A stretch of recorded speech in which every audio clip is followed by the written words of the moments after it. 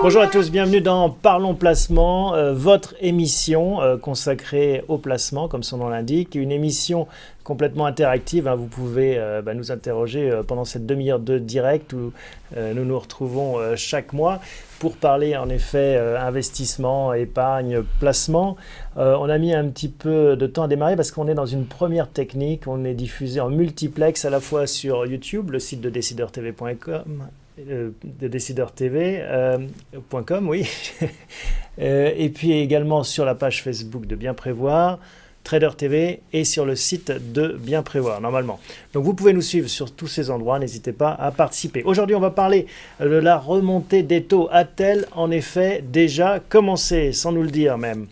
Les bons plans placement avec Vincent Kutkovitz en deuxième partie. On s'intéressera à la loi Sapin 2. Pourquoi fait-elle si peur et faut-il en avoir réellement peur? Vincent essaiera de nous montrer qu'il y a peut-être des raisons de ne pas trop s'inquiéter. Et puis, dernière séquence de ce Parlons Placement, le retour en grâce des banques. Un point de vue à contre-courant, il y a peu de gens pour défendre les banques actuellement, les valeurs bancaires. Et bien, David Benhamou d'Axiom AI nous présentera sa vision et pourquoi en effet il y croit. C'est un spécialiste du secteur. On aura son point de vue en troisième séquence. Tout de suite, on commence par la partie consacrée au marché financier avec Jonathan Lévy.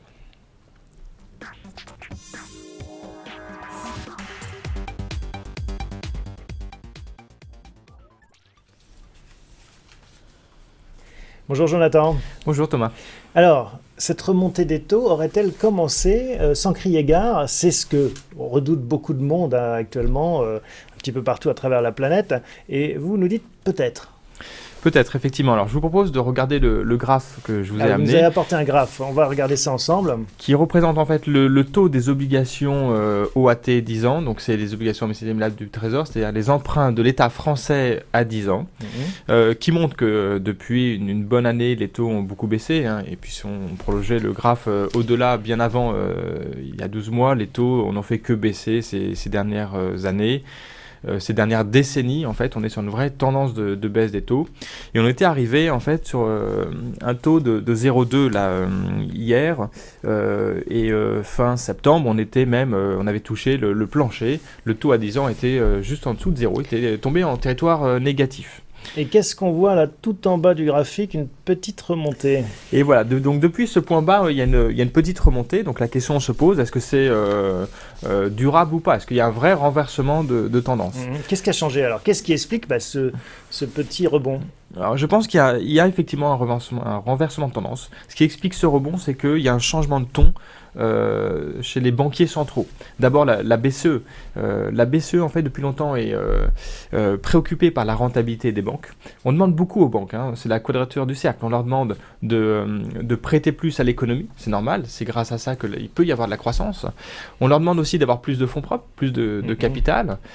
Et puis, en même temps, la politique de la BCE a eu un impact négatif sur la rentabilité. Donc, moins de rentabilité. On arrive un peu au bout de cette logique, finalement, voilà, ça marche pas. De la planche à billets. Moins de rentabilité, plus de fonds propres et prêter plus, c'est pas possible. On n'y arrive pas, l'équation est insoluble. Donc, la BCE veut sortir de ça. Elle veut, en fait, maintenir les taux courts à un niveau très bas, donc soit moins 0,40. Mais surtout, elle veut faire remonter les taux longs pour que ce soit favorable pour les banques, pour inciter les banques à prêter un petit peu plus, sans qu'ils remontent à un niveau trop élevé, sinon ça découragerait les emprunteurs, ceux qui veulent faire des investissements. Mais malgré tout, il faut qu'ils remontent à un niveau suffisamment élevé pour que les banques gagnent de l'argent, pour qu'elles puissent avoir un réel intérêt à prêter à l'économie. Donc ça, c'est la BCE. Ça, c'est la BCE. Il y a aussi, on parle souvent du mix politique monétaire, politique budgétaire. Et de plus en plus, en fait, on se rend compte, il y a un consensus là-dessus partout, et qui dépasse l'Europe. Aux États-Unis, au Japon, c'est le cas. La politique budgétaire, en fait, doit prendre le relais de la politique monétaire. On a demandé beaucoup, en fait, aux banquiers centraux. On est arrivé au bout, vous l'avez dit. Maintenant, il faut passer à autre chose. On a le sentiment que ça pourrait arriver. On a le plan Juncker, 500 milliards. On a Clinton et Trump qui promettent la même chose. Tout à fait. On parle de 250 milliards pour Clinton. Trump, c'est un peu plus que Clinton. On revient, Keynes se réveille, sort de... Voilà, alors Revient à il la l'habille un peu autrement, mais en gros, c'est Keynes qui revient. On parle de réveiller plutôt les investissements plutôt que les dépenses. Mais ça revient effectivement à relâcher en fait la bride budgétaire. Donc ça, c'est pour le budget. Et puis, il y a le pétrole quand même en toile de fond qui se rappelle à nos bons souvenirs également. On a l'impression qu'on vient un peu en arrière aussi. Ouais, mais la boucle est bouclée en fait avec le pétrole parce que le pétrole a un impact sur l'inflation. La hausse du pétrole qu'on a observée depuis 6 mois va avoir un impact sur l'inflation. L'inflation est très basse aujourd'hui, mais elle va revenir mécaniquement grâce à la hausse du pétrole sur un niveau au-dessus de 1%, peut-être 1,2, 1,3 dans les prochains mois, très vite, début d'année 2017. Or, il ne faut pas oublier que l'objectif numéro 1, l'objectif officiel de la Banque centrale, c'est de faire repartir l'inflation. On n'est plus en risque de déflation comme on l'était il y a un an et demi quand elle a lancé son quantitative easing. On sait que l'inflation repart. Donc elle peut, elle aussi, là aussi de ce côté-là, elle a plus de marge de manœuvre pour relâcher un petit peu la pression. Et puis la concurrence entre zones monétaires aussi, c'est toujours un écueil, ça. Bien sûr, ça c'est très important. Elle ne l'affiche pas, c'est officieux. Personne, aucune banque centrale ne vous le dira. Mais elle regarde de près le niveau de leur devise. L'euro face au dollar, le yen face à l'euro, face au dollar. Et elles essayent de travailler de concert, en fait, d'aller dans le même sens. Elles se disent, finalement, c'est contre-productif de jouer solo. Ouais, en tout cas, perso, en ce moment, il y a un intérêt commun en fait, pour des raisons diverses. La Fed, elle veut revenir sur une politique plus normale. Il y a eu le président normal, maintenant c'est la politique monétaire normale de la Fed. Si ça marche aussi bien. On peut l'espérer. En revanche, il y a le Japon qui le fait pour d'autres raisons, qui le fait pour les mêmes raisons que la BCE. Ils se rendent compte que c'est défavorable pour les banques, leur politique. Donc ils vont faire ce que la BCE prévoit de faire dans les prochains mois. Donc toutes les zones vont dans le même sens, ce qui fait qu'il n'y aura pas de guerre des monnaies. Et ça, c'est favorable, effectivement. On regarde à nouveau votre graphique. Donc on voit en effet pourquoi tous ces éléments militent en faveur, enfin sont des facteurs d'explication de ce rebond. Hein, vous l'avez indiqué avec la flèche. Et selon vous, un rebond durable qui pourrait se prolonger jusqu'où ? Alors, je pense que, en fait, les taux vont suivre un petit peu le niveau de l'inflation. Sans rentrer dans le détail technique, l'inflation devrait repartir, atteindre à peu près 1,3, 1,5 vers la fin 2017, donc fin de l'année prochaine. Les taux vont suivre le niveau de l'inflation. Donc, on aura des taux à 10 ans, probablement de ce niveau-là, entre 1 et 1,5 fin 2017. Bon, alors ce qui nous intéresse dans Parlons Placement, c'est les conséquences sur les différents actifs. Bien sûr. Quelles vont être ces conséquences ? Alors, si on les prend une par une, sur le marché des actions, une hausse des taux n'est jamais très favorable pour les actions. Donc globalement, ça va être un peu compliqué à court terme, mais à moyen terme, ça apportera quand même des bénéfices aux entreprises. Donc ça sera favorable à moyen terme, après une phase de correction. C'est aussi le signe que l'économie va peut-être un peu mieux. Tout à fait. Par contre, il y a des secteurs qui en profiteront quand même de cette hausse des taux. C'est le secteur bancaire. Elles ont pâti de la baisse des taux. La BCE fait remonter le talon pour les banques. C'est normal qu'elles en profitent en bourse, que les valeurs bancaires remontent dans les prochains mois. Donc, on en reparlera de ce sujet des valeurs bancaires qui intéresse en particulier notre invité de la troisième séquence. Autre classe d'actifs qui nous tient à cœur dans Parlons Placement, l'immobilier.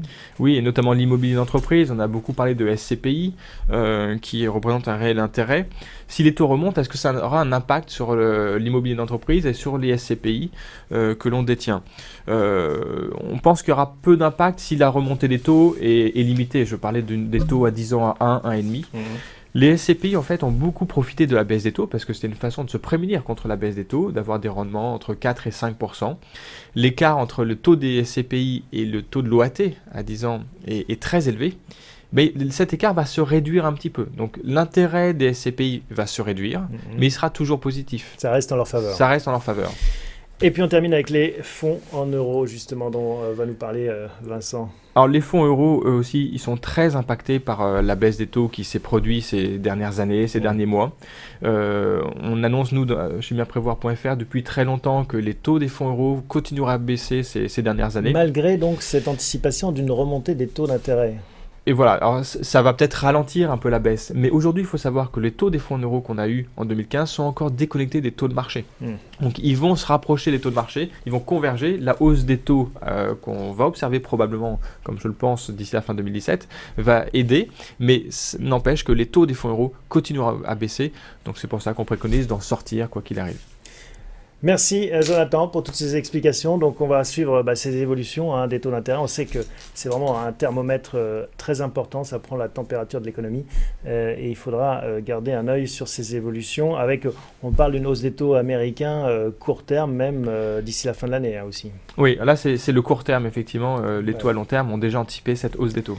Merci Jonathan, on se retrouve très bientôt. On va accueillir Vincent Pilkowitz.